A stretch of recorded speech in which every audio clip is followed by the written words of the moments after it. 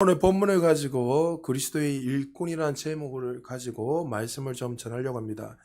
고린도 교회 성도님들은 복음에 대한 오해가 있었습니다. 복음에 대한 기초부터 잘못되었기 때문에 그들이 기초가 잘못됐기 때문에 그 가운데 다툼이 많이 일어나고 어려움들 많이 일어났습니다. 그들이 신앙생활하면서 교회의 주인이 누구신지 또 우리는 머리 대신 예수 그리스도 중심으로 우리는 어떠한 존재인지 각 지체들이 어떻게 살아야 되는지 그 사실을 전혀 몰랐기 때문에 그들 가운데 분쟁이 일어났고 다툼이 일어났습니다. 그래서 그 당시에 지혜를 숭배했던 그 지혜를 가지고 우리가 숭배하고 살아가면 그들은 모든 어려움들을 이겨낼 수 있고 교회에서도 신앙생활을 잘 할 수 있다 생각했습니다. 그러나 그들이 지혜를 숭배하고 꼭 그 세상의 방식을 가져와서 여러 가지 훌륭한 리더자 중심으로 이렇게 분파가 나누어졌을 때 어떤 문제가 일어났지요? 그들 교회 안에 다툼이 일어나게 됐고 분쟁이 일어나고 또 계급화되어서 서로 내가 잘났니 내가 높니 낮니 이런 문제로 인하여서 끊임없는 분쟁과 다툼이 일어나게 됐습니다. 그러니까 하나님의 말씀에 기초를 두지 않고 자신의 어떤 생각의 세상적인 방식 이거를 들고 왔을 때 문제가 일어난 거죠. 우리는 항상 기억해야 될 게 뭐냐, 오늘 본문에 들어가기 전에 세상의 방식이 아무리 좋다 하더라도 진리와 바꿀 수 없다는 걸 기억해야 돼요. 우리는 끊임없이 신앙생활하면서 이 말씀이 아닌 것들을 우리가 자꾸만 받아들이게 되면 나도 모르게 처음에는 좋은 것 같지만 그 진리를 희석하게 만들어버리고 나중에 되면 진리가 비진리와 진리가 완전히 바뀌어져 버려서 이 본질을 잃어버리고 신앙생활을 할 때가 많이 있다는 거죠. 어느 날부터 교회의 중심이 머리 대신 예수 그리스도가 아니라 어느 한 개인의 한 사람 한 사람이 주인 되어서 살아갈 때가 참 많이 있다는 거죠. 그래서 반드시 그렇게 주객이 바뀌게 되면 문제가 반드시 오늘 고린도 교회처럼 일어나기 시작한 거죠. 영적으로 어린 성도들이 옳고 그런 것을 분별하지 못하자 안타까운 사도 바울은 그것을 보고 그들을 향해서 편지를 주면서 이런 다툼과 분쟁이 일어난 이유에 대해서 하나하나 설명하면서 바꾸기를 원하고 고치기를 원했습니다. 여러분, 이런 교회 안에 이런 다툼이 계속 일어나고 분쟁이 일어나고 문제가 자꾸 생기게 되면 교회 안에 어떤 일이 일어날까요? 성도들에게, 개인적으로 교회 성도들에게는 신앙생활을 하는 게 재미없어집니다. 여러분, 신앙생활을 재미있게 해야 됩니다. 할렐루야. 여러분, 교회 재미로 오는 것이 아니라 재미가 있어야 돼요. 그런데 이런 다툼과 분쟁이 계속 일어나다 보면 성도들이 점점 지치게 되고 영적으로 탈진이 일어나게 되고 영적인 피로감이 생기게 됩니다. 그래서 여러분, 영적인 피로감이 생기게 되면 개인적으로는 영적 탈진이 오겠지만 이제 교회 다니는 것이 어떻게 해요? 짜증이 나기 시작해요.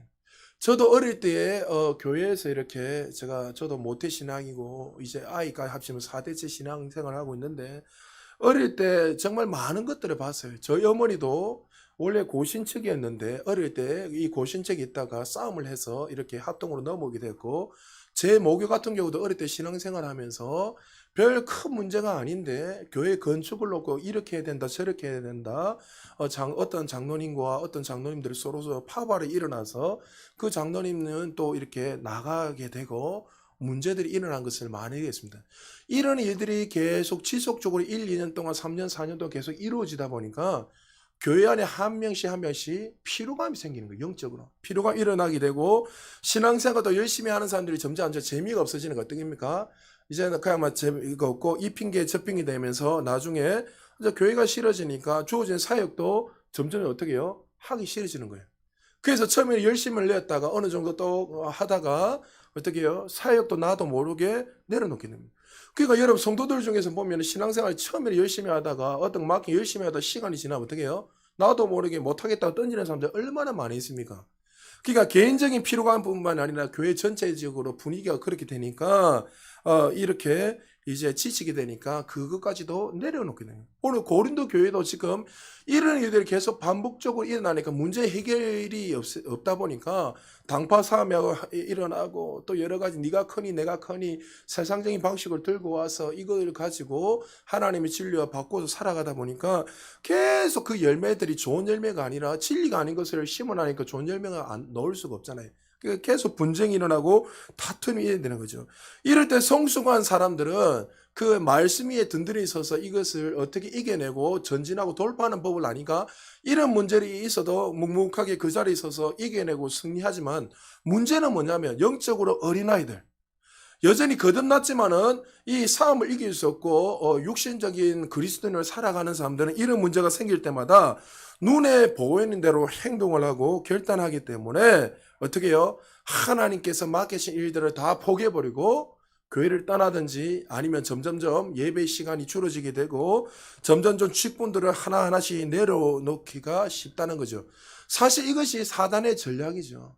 사단이 이런 교회 끊임없이 교회 연약한 자들을 통해서 분쟁을 일으키고 영적 어린아이를 통해서 다툼을 일으켜서 교회에 피로감을 주게 해요. 그래서 견뎌는 어떻게 해요? 피로감을 주게 해서 영적으로 지치게 해서 진리를 붙드는 것이 아니라 지치게 만들어버리고, 문제는 사실 여러분의 개인적인 안에 있는데 그 개인의 삶을 보는 것이 아니라 마치 교회가 문제 있는 것처럼 하나님의 문제 있는 걸 확대 해석을 해서 어떻게 해요? 사단이 분쟁을 일으키고 혈기를 두게 하고 피로감을 통해서 이런 교회 성도들이 주신 이 사명을 내려놓게 만든다는 거죠. 오늘 사도 바울이 이 사실을 알고 오늘 3장에서 이 교회론을 쫙 이야기하다가 4장에서 뜬금없이 한 주제를 가진 뭐냐면 충성이라는 이 단어를 쓰면서 그들에게 교회 간 다시 그리스도인들이 어떻게 신앙생활을 해야 되는지, 이런 상황 속에서도 어떻게 이 충성이라는 이 단어를 가지고 승리해야 되는지 이 자녀들에게 그리스도인들, 특별히 고린도 교회를 향해서 설명하고 있습니다. 우리는 충성하겠습니다 이렇게 어떤 결단을 우리는 시작할 때 신앙생활하고, 또 우리가 매년 연말에 어떤 직분을 받고 또 연초에 시작할 때 이런 마음을 가지고 다짐을 가지고 우리가 신앙생활을 말해야 합니다. 그러나 우리가 다짐한 그 이상으로 어떻게 해요? 한 달이 지나고 두 달이 지나고 세 달이 지나면 나도 점점 어떻게 해요? 우리의 다짐은 어떻게 해요? 점점 사라질 때가 많아요. 그러니까 여러분, 우리가 충성하겠습니다 다짐한다고 해서 이 충성이 끝까지 이루어지는 것은 아니라는 것을 기억해야 됩니다. 끝까지 충성하는 것은 우리의 다짐으로 되는 것이 아니라 나중에도 말씀하겠지만 하나님의 전적인 은혜로 이 충성이라는 단어가 이루어질 수 있는 거예요. 우리의 열심과 노력으로 되는 것이 아니라 정말 아무리 내가 충성하고 싶어도 건강이 여의치 않거나 환경이 정말 따라주지 않으면 우리의 삶 속에 충성된 삶을 살 수 없습니다. 오늘도 우리 몇 번의 성도님 중에 문자가 왔는데 예배 드리고 싶은데 예배를 못 드리니까 목사님 저한테 문자가 왔어요. 그런데 자기도 예배 드리고 주님이 주어진 일들을 하고 싶은데 그 환경 때문에 안 되는 거예요. 우리 반주자 같은 경우도 9시, 10시까지 일해야 되니까 자기는 뛰어노고 싶은데 안 되는 거예요. 또 어떤 분은 일이 끝나지 않으니까 오고 싶으면 안 되는 거예요. 그러니까 환경이 하나님이 열어주지 않고 내가 아무리 결단을 하고 열심히 해보겠다 이렇게 말을 하더라도 환경이 열어지지 않고 하나님의 은혜가 부어주지 않으면 우리는 끝까지 충성할 수 없다는 거예요. 그런데 우리는 나도 모르게 열심히 하겠으면 충성하겠다고 다짐하면서 낙심할 때가 얼마나 많이 있습니까? 사도 바울이 디모데후서 4장 7절에 보면 이렇게 말합니다. 우리의 고백이 되었으면 좋겠습니다. 우리 같이 한번 읽어볼까요? 시작. 나는 선한 싸움을 싸우고 나의 달려갈 길을 마치고 믿음을 지켰으니. 우리는 이렇게 바울처럼 끝까지 하나님 주신 이 직분들을 끝까지 선한 싸움을 달려가고 믿음을 지킬 수 있는 저와 여러분 되시길 주님 축복합니다. 바울이 이렇게 사명을 끝까지 감당할 수 있었던 이유가 뭡니까? 고린도전서 15장 10절에 보니까 제가 읽어드리겠습니다. 그러나 내가 나 된 것은 하나님의 은혜로 된 것이니 내게 주신 그의 은혜가 헛되지 아니하여 내가 모든 사도보다 더 많이 수고하였으나 내가 한 것이 아니요 오직 나와 함께 하신 하나님의 은혜로다. 할렐루야. 그가 이렇게 될 수 있었던 이유는 그는 누구보다 뛰어난 사람이었습니다. 누구보다 똑똑하고 배운 것도 남들보다 탁월하고 정말 뛰어난 사람이었지만 그가 끝까지 정말 이 믿음을 지킬 수 있었던 건 내가 열심히 하겠습니다. 그런 그의 의따함도 있었지만 사실 그 의따함이 그 열심히 끝까지 이끌어갈 수 없는 거죠. 어떻게 해요? 내가 이렇게까지 선한 싸움을 싸우고 정말 믿음을 지킬 수 있고 내가 끝까지 충성할 수 있었던 이유는 하나님의 은혜가 나를 붙들어 주셨기 때문에. 여러분의 사업도 하나님 붙들어 주셔야 돼요. 할렐루야. 여러분의 직장도, 여러분의 자녀들도, 여러분의 남편, 아내도, 가정도 하나님이 붙들어 주셔야지 되는 거예요. 우리의 신앙생활도 여러분의 열심도 해야 되지만 그 열심보다 더 중요한 거는 하나님의 은혜가 우리를 붙들어 줄 때 끝까지 충성할 수 있는 거예요. 할렐루야. 이 사실을 여러분 잊으시면 안 돼요.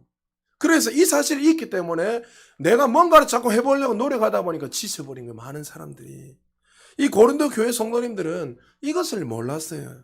그래서 바울이 이 충성이나 이 단어를 꺼내면서 너희들이 지금 시작을 어떻게 해야 되는지 그 설명을 하면서 보여주는 말씀이죠. 오늘 본문에 들어가겠습니다. 우리 4장 1절 같이 한번 읽어보겠습니다. 시작. 사람이 마땅히 우리를 그리스도의 일꾼이요 하나님의 비밀을 맡은 자로 여길지어다. 자, 여기에서 일꾼이라는 단어는 성경에 쓰여진 1세기 배경을 잘 알아야 되는데, 일꾼이라는 단어는 헬라어로 히페레테스라 돼 있는데, 히페레테스는 당시 배 밑에서 노를 젓는 노예를 이야기하고 있어요. 여러분 한번 1세기 영화들, 로마의 배경이 관련된 1세기 영화들 보신 적 있습니까? 보면은 여러분들 선장이 있고 그 위에 밑에 북 치는 지휘관이 있고 선장 중심으로 북을 둥둥둥 치면은 배 제일 밑에 이 노예들이 착고에 차여가지고 다리도 착고에 이렇게 쇠사슬에 묶여있고 손도 이렇게 노 젓는데 묶여가지고 그들은 앉아서 뭐 합니까? 그 지휘관이 북을 둥둥 치면은 그게 박자에 맞춰서 노만 젓습니다. 그들은 밖에서 일어나는 이들이 무슨 일이 일어난지도 전혀 모르고 그냥 지휘관의 그 통제하에서 그냥 순종해서 노만 젓는 거예요. 여기에서 말하는 그 일꾼은 뭐예요? 말 그대로 머리 대신에 예수 그리스도 그 말씀 앞에서 그 부름받은 그 말씀 앞에 순종하며 살아가는 자들이 일꾼인 거예요. 그러니까 사도 바울이 지금 사람이 마땅히 우리의 그리스도 일꾼으로 불렀다. 너희가 지금 어떠한 존재로 부른 것을 기억해라는 거예요. 우리는 마치 그 배 밑에서 그 북소리에 맞춰서 종이 노예가 이렇게 노를 젓는 것처럼 우리의 삶도 어떻게 해요? 그렇게 그리스도의 머리 되시는 예수를 중심으로 그렇게 노르자며 순종하며 걸어가는 자가 바로 저와 여러분이라는 것을 잊으시면 안 된다는 거죠.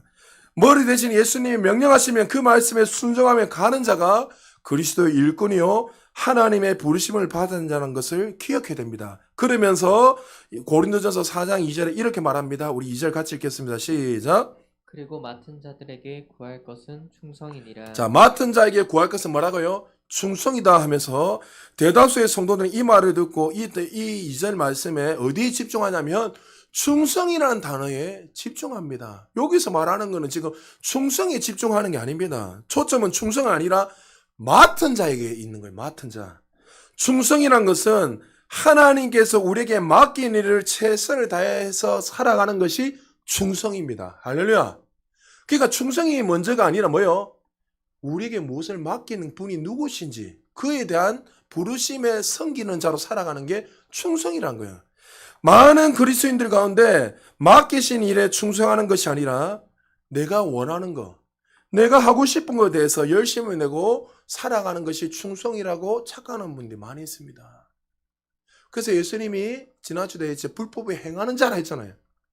많은 사람들이 하나님이 우리에게 맡겨진 그 일에 최선을 다하는 것을 충성인데 그것이 아니라 하나님과 상관없이 내가 이렇게 하면 하나님 기뻐하실 거야. 저렇게 하면 하나님 기뻐하실까 하면서 많은 사람들이 하나님 뜻과 상관없이 그 부르심과 상관없이 나에게 맡기신 일에 최선을 다한 것이 아니라 내가 원하는 대로 하고 그래서 신앙생활도 내가 원하는 대로 하는 사람 많이 있잖아요. 이렇게 했다가 마음에 안 들면 저리 가쁘고 저렇게 해서 또 마음에 안 들면 저리로 가쁘고 이렇게 많은 사람들이 자신이 주인 되어서 살아가는 사람들이 많이 있다는 거죠. 하나님은 그것을 충성이라는 것이 아니라 하나님이 각자를 부르실 때 각 교회에 특별히 저와 여러분에게 맡기신 일이 있어요. 할렐루야. 어떤 사람들은 물질로 헌신하고 어떤 사람은 기도로 헌신하고 어떤 사람은 섬김으로서 어떤 사람은 국률 사역을 하고 어떤 사람은 또 가르치는 자로서 다양하게 있단 말이에요. 각자 주어진 거기에서 맡기신 그 주님이 누구신지 알고 그 맡기신 일에 최선을 다해서 섬기는 것이 충성이라는 거죠. 한 예를 들겠습니다. 사도행전 우리가 공부했지만 사도행전 16장에 보면 바울이 어떻게 해요? 2번 이상 성령님의 그 음성을 들었습니다. 그가 계속 북아시아로 가면서 복음을 전할 때 성령께서 2번 이상 나타나셔서 어떻게 합니까? 빨리 마게도냐로 가라, 유럽으로 가라 계속 그에게 말씀하셨습니다. 근데 바울은 어떻게 해요? 유럽으로 갔습니까? 아니면 북아시아 쪽으로 계속 복음을 전해 갔습니까? 북아시아 쪽으로 계속 복음을 전하려고 했어요. 왜 그랬습니까? 우리 사도행전 공부하신 분 알겠지만 바울의 그 마음속에는 여전히 어떻게 해요? 유대인을 구원하려는 그 마음이 있었어요. 먼저 유대인들, 자기가 유대인이기 때문에 유대인을 먼저 구원하기 위해서 그의 마음속에는 유대인을 어떻게든 전도하기 위해서 계속 아시아 쪽으로 복음을 전한 거예요. 근데 더 놀라운 사실은 이 북아시아 쪽으로 계속 전하면 전할수록 잘 됐습니까? 안 됐습니까? 소위 말하는 대박이 터지는 거예요. 가누고 것보다 놀라운 붕이 일어나고 유대인들이 회심하게 되고 수많은 사람들이 회심하고 돌아오는 놀라운 역사가 일어나니까 너무나 좋은 거예요. 그러나 하나님 뜻은 뭐예요? 그가 마게도냐에 가서 복음을 전하는 것이 하나님 뜻이었어요. 여러분에게 늘 말씀드리지만 무조건 잘 되는 것이 하나님 뜻이 아닌 거예요, 여러분. 눈에 봤을 때 내가 이렇게 했을 때 어떤 열매들이 나타나, 이게 무조건 하나님 뜻이야. 이렇게 생각해서는 안 된다는 거예요. 그러지 안 되니까 그가 북아시아 쪽으로 가기 전에 어떻게 해요? 배를 타려기 전에 하나님이 그에게 한 상을 보여주셔서 마게도냐에서 사람들이 자꾸 손을 내면서 와달라 하는 그 한 상을 보게 되죠. 그래서 NIV 성경에 한 상을 원문에 보니까 NIV 원문과 비전이가 되어 있습니다. 그러니까 하나님의 뜻을 발견하게 되었습니다. 하나님의 뜻을 발견해야 하는데 사도행 16장 9절에서 10절을 쫙 읽어보니까 마게도냐 사람이 건너오라 하면서 이 10절에 보니까 인정함이로라 되는데 이 인정함이라가 원문에 보니까 신비바조라고 되어 있잖아요. 신비바조가 뭡니까? 하나님의 그 비전에 설득당했다. 그러니까 비전이라면 뭐예요? 하나님께 설득당하는 인생.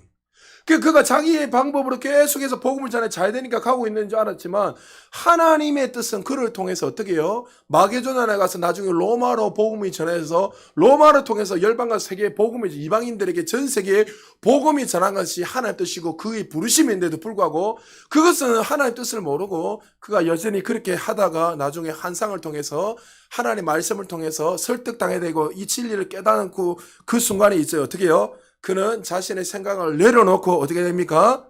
하나님의 그 부르심 앞에 순종하며 걸어가야 되죠. 충성은 내가 원하는 대로 하는 것이 아니라 하나님께서 우리에게 맡기신 그 일을 하는 것이 충성이라는 것을 믿으시기 바랍니다. 오늘 고린도 교회가 그것을 몰랐다는 거예요. 여러분, 그러니까 더 놀라운 사실은 그는 유대인에게 계속 복음을 전하기 원했지만 하나님은 바울을 통해서 어떻게 해요? 사도행 29장 15절에 보니까 우리 같이 한번 읽어볼까요? 시작. 주께서 이르시되 가라, 이 사람은 내 이름을 이방인과 임금들과 이스라엘 자손들에게 전하기 위하여 택한 나의 그릇이라. 그러니까 하나님은 이 바울을 부르신 목적 뭐예요? 그를 통해서 이방인들에게 복음을 전하는 이런 그는 하나님 뜻이. 근데 바울은 그렇게 말했는데 불구하고 너무 유대인을 향한 이 자기 동족을 향한 그 마음이 너무 크니까 하나님의 뜻을 무시하고 우리 걸어간 거예요. 그래서 하나님은 어떻게 해요? 그를 사랑하셔서 깨닫게 하여 주셔서 끝내는 그 뜻을 깨닫고 그가 충성하며 걸어갔을 때 그를 통해서 어떻게 해요? 5대 6대지의 복음이 열리는 놀라운 역사이는. 그럼 우리 사도행전 공부했지만 유대인을 향한 이 부르심을 부른 사람 누구였습니까? 여러분 잘 아는 베드로였습니다. 그래서 베드로를 통해서 나중에 어떻게 해요? 유대인들이 수없이 돌아오는 놀라운 역사들이 일어나잖아요. 그러니까 하나님이 각자 부르신 그 일에 대해서 충성하는 것, 맡기신 일에 충성하는 그 맡기신 일에 최선을 다해서 우리가 섬기는 것이 오늘 하나님이 말씀하신 성경을 통해서 충성이라는 그 의미예요. 그럼 여러분에게 각자 주어진 사명들이 있잖아요. 제일 첫 번째 무슨 사명이지요? 영혼 구원이죠, 당연히. 영혼 구원을 통해서 한 주 동안 여러분 주어진 삶 속에서 최선을 다해서 주변 사람들에게 그 영혼 구원을 전도해야 돼요. 그리고 각자 또 주신 달란트가 있단 말이죠. 그 달란트에 맞게끔 여러분들이 어떻게 해요? 그 삶 속에서 최선을 다해 섬길 때 하나님 그것을 통해서 기뻐하시고 즐거워하신다는 거죠. 우리가 신앙생활 할 때 이 사실을 잊으면 안 됩니다. 마치 하나님은 감독이 되셔서 대본에 따라 배우에게 각기 다른 배역을 맡기든 그분의 계획하심에 따라 우리에게 각기 다른 배역을 맡기십니다. 그럼 우리는 철저하게 그 역할을 감당하기만 하면 되는 거예요. 그런데 어리석게도 고린도 교회 성도들은 하나님이 각자에게 맡기신 배역을 잘 모르고 서로 그 배역을 가지고 우열하게 가리고 내가 크니 내가 작니 내가 많이 틀리니 내가 잘났니 못나 하면서 그런 세상적인 방식으로 그들이 정말 살았기에 그리 영적인 어린아이였기에 그런 분쟁과 다툼이 일어났다는 거예요. 그래서 바울이 그 사실을 알고 교회론과 교회가 누구, 교회 주인이 누구신지 쫙 설명하면서 십자가 도에서 1장부터 딱 설명하면서 오늘 이 충성인 단어를 통해서 이 충성이 무엇인가에 대해서 그들에게 알기를 원한다고 설명합니다. 자, 우리 3절에서 5절까지 한 절씩 교독합니다. 너에게나 다른 사람에게나 판단받는 것이 내게는 매우 작은 일이라 나도 나를 판단하지 아니하노니 내가 자책할 아무것도 깨닫지 못하나 그러나 이로 말미암아 이롭다함을 얻지 못하노라. 다만 나를 심판하실 이는 주시니라. 같이 읽겠습니다. 그러므로 때가 이르기 전 곧 주께서 오시기까지 아무것도 판단하지 말라. 그가 어둠에 감추인 것들을 드러내고 마음의 뜻을 나타내시리니 그때 각 사람에게 하나님으로부터 칭찬이 있으리라. 아멘. 오늘 3절부터 5절에 읽어보면 바울이 고린도 교회 성도들을 향해서 반복적으로 사용하는 단어가 하나 있습니다. 판단하지 말라라는 이 단어를 반복적으로 강조하고 있습니다. 판단하지 말라는 이 말을 다른 말로 말하면 우열을 가리지 말라는 거예요. 다시 말해서 서로를 향해서 점수를 매기지 말라는 거예요. 네가 잘났니 못났니? 네가 높니 낮니? 쉽게 말해서 그렇게 우열을 가리며 신앙생활을 하지 말란 거죠. 한 예를 든다면 우리가 종종 이렇게 종종 들에 핀 꽃들을 보면 뭐 코스모스도 있고 들국화도 있고 들꽃도 있고 다양한 꽃들인데 우리는 그걸 보고 뭐가 이게 더 아름답니 저게 더 아름답니 이렇게 우리 나름대로 평가할 때가 있단 말이죠. 우리는 인간이지나. 그런데 여러분들 하나님 보실 때는 어때요? 하나님이 이 들꽃을 만들고 꽃들을 만드시고 이렇게 창조하실 때 가장 하나님이 아름답게끔 하나님 보실 때 가장 아름답게 쓸모없는 존재가 아니라 아름답게 창조하셨어요. 하나님이 최고의 작품으로 만드셨다는 거죠. 마치 사람도 마찬가지예요. 우리는 교회 안에서 나도 모르게 누가 크냐, 네가 똑똑하냐 못냐, 네가 잘났냐 못냐, 네가 잘생기냐 뭐냐 하면서 이렇게 판단하고 우위를 가릴 때가 참 많이 있습니다. 근데 에베소서 2장 10절 이후에 보면 하나님이 우리를 최고의 작품으로 만드셨어요. 할렐루야. 어떤 사람은 정말 아름답게 최고의 작품을 만들고 어떤 사람은 하나님 사다가 만드신 게 아니에요, 여러분. 하나님 각자 한 사람을 최고의 극찬 하나님의 형상으로 만드셨어요. 할렐루야. 그래서 우리 머리 대신 예수 그리스도를 통해서 우리는 각지체라는 건 사실을 인식하게 되면 누가 크냐 작냐, 누가 높냐 작냐 이런 것을 판단할 필요가 있어요, 없어요? 없다는 거. 왜요? 우리는 다 연결된 지체이기 때문에. 그런데 교회 안에서 어린 사람들은 어떻게 해요? 이 공동체라는 사실을 모르고 우리는 그리스도 안에서 한 몸을 이루는 유기체나 이 사실을 모르기 때문에 서로 네가 크니 높니 낮니 하면서 서로 세상적인 방식과 잣대를 가지고 살아가고 있더란 거죠. 그래서 남들이 자녀들이 좀 잘 되고 이러면 배 아파하고 막 기가 죽고 우리 자녀들이 좀 잘 안 되면 얼마나 기가 죽고 제가 삼수했을 때 우리 어머니 얼마나 기가 죽었겠습니까? 예, 삼수했는데 앞에서는 찬양인도 막 하면서 목요에서 인도하니까 사람들이 막 불안해하기 시작했어요. 아이고 저거 삼수하는데 와 자꾸 교회 와서 예배 드리고 있노. 수요 예배도 드리고 있고 금요일도 드리고 새벽기도 드리고 저는 공부를 해야 되는데 왜 앉아 매일 앞자리에 앉아 예배 드리고 사람들이 수근수근거리기 시작했어요. 그러니까 어머니 입장에서는 저 공부는 안 하고 이렇게 하니까 사람들이 볼 때 그리 생각 안 했겠습니까? 그 한단 말이죠. 그러니까 여러분 인간적으로 그렇게 할 수 있죠. 사람들이 인간인지라. 그러나 여러분 우리가 교회 안에서 우리가 어떤 존재인가 알게 되면 염려가 아니라 어떻게 해요? 주 안에서 높고 낮음이 아니라 그 눈에 보이는 그것이 아니라 공동체가 우리는 한 형제라는 건 사실을 알게 되면 어떻게 해요? 사랑할 수밖에 없는 거예요. 그를 판단하는 것이 아니라 세워주고 격려해주고 그 형제가 힘들고 자매가 힘들 때 어떻게 해요?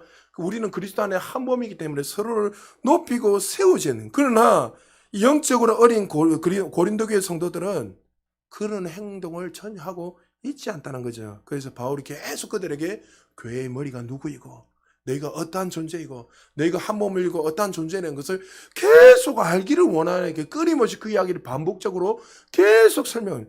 제가 고린도전서를 준비하면서 참 개인적으로 참 은혜 받는 게 한국 교회를 하나님께서 딱 돌아보게 해주시면서 또 우리 공동체를 보면서 참 우리 한국 교회가 또 교회 각 공동체들이 정말 머리 대신 예수 그리스도 중심으로 한 지체가 되었다는 이 사실을 날마다 인식하며 살아가고 있는가 이런 생각이 저한테는 제일 먼저 들었어요. 서로를 보면서 피난하기를 좋아하고 잘 되면 박수 치고 힘들어하면 또 막 저기 저따구로 하니까 이제 하면서 비난할 때가 얼마나 많이 있습니까? 여러분 우리가 옆에 있는 많은 교회들이 잘 되면 박수 쳐야지 맞잖아요. 근데 우리는 어떻게 해요? 저 교회가 잘 되고 우리 교회가 안 되면은 마치 눈에 보이는 그것들이 마치 안 되면은 비난하기 시작하고 질투하기 시작한단 말이죠. 하나님은 그렇게 우리를 부르신 적이 없는데 우리는 나도 모르게 그래 불평을 하고 원망을 하며 살아가더란 거죠. 고린도전서를 공부하면서 다시 한번 우리가 교회의 주인이 누구시고 또 우리는 어떤 위치에 있으며 어떻게 우리가 믿음 생활을 해야 하는지 깨닫는 시간이 되게 주님 축복합니다. 그래서 하나님이 기뻐하시는 종으로서 정말 하나님 맡기시는 최선을 다해 섬기는 우리 모든 성도님 되시길 주님 축복합니다. 다시 본문 들어갑니다. 하나님이 일꾼은 칭찬을 받든 욕을 먹든 신경 쓰지 않고 하나님의 일에 맡기신 일에 최선을 다하는 사람들입니다. 그 사람들이 충성된 저희 하나님이 그리스도의 일꾼이라고 성경은 분명 우리에게 말씀하고 있습니다. 자신이 하고 싶은 일을 하는 게 아니라 하나님이 우리에게 맡기신 일을 최선을 다해 섬기는 게 그리스도인들의 충성이란 것을 기억하시고, 그래서 충성을 다른 말로 말하면 우리는 책임감이라는 이 단어를 사용할 수 있습니다. 오늘날 왜 한국이 이혼율이 높습니까? 여러 가지 이유가 있지만 그 근간에는 책임지기 싫다는 거예요. 말 그대로 가장으로서 책임지기 싫고 남편으로서 아내로서 책임지기 싫고 또 부모로서 책임지기 싫기 때문에 이혼을 하게 되는 거예요. 그러나 우리는 하나님께 부름을 받은 자로서 마땅히 그 책임을 다해야 합니다. 우리가 하나님의 일을 잘하려면 여러분 제가 팁을 드리기 위해서 꼭 한 가지를 기억해야 돼요. 하나님이 누구신지 알면 기쁨으로 섬길 수 있습니다. 여러분 예수님이 누구신지 알면 신앙생활 하는 게 즐겁습니다. 여러분 하나님 누구십니까? 우리를 구원하시기 위해서 하나밖에 없는 예수 그리스도 이 땅에 사랑하는 아들을 이 땅에 보내셨습니다. 하나님이 어떤 분이냐면 신앙생활하는 게 기쁘한 마음으로 충성할 수 있어요. 예수님이 어떤 분이십니까? 휴고도 되지 않은 분인데 죄가 없으신 분인데 우리를 죄에서 구원하셔서 영원한 생명을 주시기 위해서 이 땅에 죄 없으신 예수님이 우리를 대신해서 십자가에 죽으셨습니다. 우리를 영원한 생명을 주시기 위해서. 우리가 이 사실을 깨닫게 되면, 이 사실을 정말 믿게 되면요, 신앙생활 기쁘게 할 수 있어요. 충성할 수 있습니다. 할렐루야. 그러니까 일꾼의 에너지는 자신에게 일을 맡긴 주인의 성품을 신뢰하는 데서 나오는 거예요. 나에게 맡기신 그분이 누구신지 정확하게 알면 기쁨으로 감사함으로 하게 되는 거예요. 할렐루야. 여러분 제가 여러분에게 일 맡긴 거 아니에요. 여러분 우리가 교회 되신 그 머리 되신 그 주님께서 목사를 통해서 여러분의 통로로 일을 맡겨놓은 거지 제가 여러분에게 맡긴 거 아니에요. 목사가 맡겨서 해야 된다 이렇게 생각하시면 여러분 지금 신앙생활 잘못하는 거예요. 하나님께서 우리에게 이 일들을 하신 그 분이 누구신지 알면요 신앙생활에 여러분 한번 생각해 보십시오. 제가 목사지만 목사하다 보면 기쁜 데도 있고 힘들 때 얼마나 많겠습니까? 오해를 사서 막 여러분 늘 말했잖아요. 성도님들 나갈 때는요 항상 영적으로 문제가 있어도 항상 누구 욕하죠? 목사 욕하고 교회 욕하다가 나갑니다. 대다수가 잘못 없어도. 그러면 그런 것들 여러분은 모르겠지만 한 사람 한 사람한테 이렇게 막 이렇게 공격당을 받아보면 인간인지는 얼마나 낙심이 되겠습니까? 그러면 제가 사람 보고 만약에 목회하면 목회할 수 없어요. 근데 왜 제 안에 날마다 기쁨이 넘치고 감사가 넘치는 이유가 뭐냐면 하나님이 나의 주인 되시고 하나님 나의 일을 맡기니까 너무 행복한 거예요. 여러분 제가 저번에 이야기했잖아요.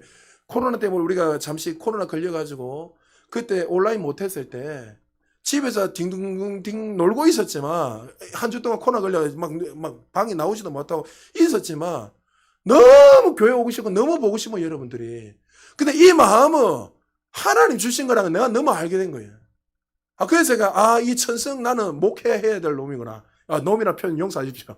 목회해야 될 사람이구나. 이걸 그냥 깨닫게 돼서 그게 너무 감사해서 하나님 앞에 여러분에게 립 서비스가 아니라 하나님 앞에 앉아서 감사하고. 그래서 그때 주일날 그냥 막 그 코로나 때도 있어서 걸렸지만 제가 차 타고 오려고 했어요. 여기서 제가 온라인으로 예배를 하니까. 그러니까 우리 큰 놈이, 둘째 놈이 아빠 불법을 행하면 안 되죠. 내 혼자 차 타고 가는데 아버지 그래 일주일 동안 거기 집에 있어야죠.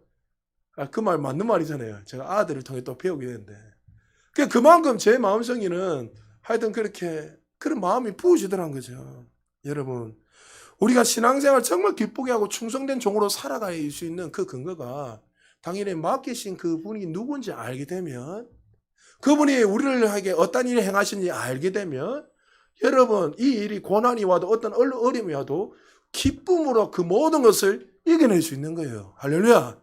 그래서 여러분들 신앙생활 할 때 기쁨을 하십시오. 그분이 누군지 알아야 돼요. 한 예를 더 드리겠습니다. 달란트 비유 보십시오. 주인은 하나님이시잖아요. 하나님이 5달란트, 2달란트, 1달란트를 종에게 맡기고 타고 떠났습니다.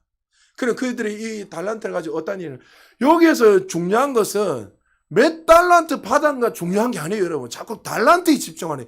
나는 5달란트를 못 받았는데, 나는 2달란트밖에 못 받았는데, 1달란트, 이거에 달란트에 집중하는 게 아니에요. 5달란트, 2달란트 받은 사람들은 어떻게 해요? 이제 주인이 타고 있어 돌아왔을 때 뭐랍니까? 주인님, 하나님, 내가 5달란트, 2달란트 주셔서 내가 최선을 다해서 장사해서 이윤을 남겼습니다. 그러니까 하나님이 주인이 뭐라 했습니까? 착하고 충성된 종아, 축복하셨어요. 근데 1달란트는 어떻게 했죠? 우리 한번 볼까요? 마태복음 25장 24절에서 30절 한 절씩 교독합니다. 1달란트 받았던 자도 와서 가로되 주여 당신은 굳은 사람이라 심지 않은 데서 거두고 해치지 않은 데서 모으는 줄을 내가 알았으므로 두려워하여 나가서 당신의 달란트를 땅에 감추어 두었었나이다. 보소서 당신의 것을 받으셨나이다. 그 주인이 대답하여 가로되 악하고 게으른 종아 나는 심지 않은 데서 거두고 해치지 않은 데서 모으는 줄을 내가 알았느냐? 그러면 내가 마땅히 내 돈을 취리하는 자들에게나 두었다가 나로 돌아와서 내 본전과 별리를 받게 할 것이니라 하고, 그에게서 그 1달란트를 빼앗아 10달란트 가진 자에게 주어라. 무릇 있는 자는 받아 풍족하게 되고 없는 자는 그 있는 것까지 빼앗기리라. 같이 읽겠습니다. 이 무익한 종을 바깥 오는 대로 내어 쫓으라. 거기서 슬피며 이를 감히 있으려 하니라. 요걸 가지고 자꾸 율법적으로 무익한 종, 내가 최선을 다해서 내가 지옥 갔다, 이렇게 가시면 안 돼요. 이렇게 말한 적이 없어요, 성경에서. 이 1달란트 받은 자가 왜 지옥 갔지요? 24절, 25절에 뭐 24절 뭐예요? 당신은 굳은 사람이라 심지 않은 데서 거두고 해치지 않은 데서 모으는 줄 내가 알았으므로 두려워하여 나가서 당신의 달란트 땅에 감추었다. 여기 비밀이 있는 거예요. 5달란트, 2달란트 받은 사람들은 주인이 누군지 아는 거예요. 내가 열심히 일하다가 이거 만약에 달란트를 쫄딱 망해도, 내가 정말 이 돈을 다 잃어버려도 그 주인이 어떻게 해요? 나를 사랑하고 나를 용서해주고, 그러니까 쉽게 말해 주인이 누군지 알았다는 거예요. 근데 1달란트 사람들은 받은 이 종은 어떻게 해요? 주인이 누군지 몰란 거예요. 이해되십니까? 구원은 주인이 누군지 알아야 구원받는 거예요. 할렐루야. 그러니까 여러분들이 구원받을 수 있는 이유가 뭐예요? 하나님이 우리의 구원자시고 아버지를 믿기 때문에 구원받는 거예요. 그러니까 이 충성할 때 여러분 이 단어 속에 항상 기억해야 될 게 뭐냐면, 나에게 이 맡기신 분이 누군지 알게 되면, 여러분 주님이 누구신지 알잖아요. 그러면 그 삶에 늘 기쁨으로 감사함으로 어떤 상황이 와도 이겨낼 수 있다는 거예요. 할렐루야. 여러분 우리가 신앙생활 그렇게 하는 거예요. 그래서 우리가 신앙생활 하면 할수록 어떻게 해요? 그 사랑이 점점 우리의 삶에 더 나타나고 체질화되고, 그래서 우리가 어떻게 서로를 사랑하게 되고 존중하게 되고, 점점 그리스도 안에서 우리가 공동체가 사랑의 공동체로, 섬기는 공동체로 세워지게 되는 거죠. 그래서 이것들이 극대화되면 되면서 어떻게 해요? 우리의 삶 속에서 이제 담장을 넘어서 열방과 세계에 이 사랑이 계속 나타나게 되는 거예요. 이 고린도 교회는 그것을 몰랐어요. 여러분 신앙생활 할 때 기쁨을 하시길 축복합니다. 하나님이 우리에게 맡기신 분이, 우리에게 사역을 맡기신 분이 누군지 알고 그 은혜 안에서 기쁨으로 하십시오. 바울이 이 이야기를 하면서 결론을 내면서, 오늘 본문의 결론이지만 전체 결론은 아니지만 6절에서 그들에게 한 가지를 강조하면서 마무리를 합니다. 우리 6절 같이 읽겠습니다. 시작. 형제들아, 내가 너희를 위하여 이 일에 나와 아볼로를 들어서 본을 보였으니 이는 너희로 하여금 기록한 말씀 밖으로 넘어가지 말라 한 것을 우리에게서 배워 서로 대적하여 교만한 마음을 가지지 말게 하려 함이라.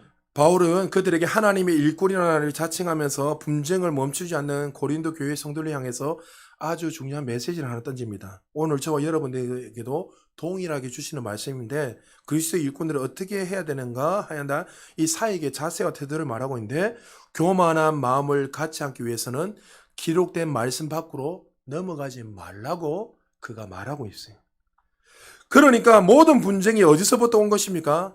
하나님의 말씀을 무시하고 내가 주인 되어서 살아가는 삶. 다시 말해서 그들이 교만하게 살아가기 때문에 그런 분쟁과 다툼이 일어나는 거예요.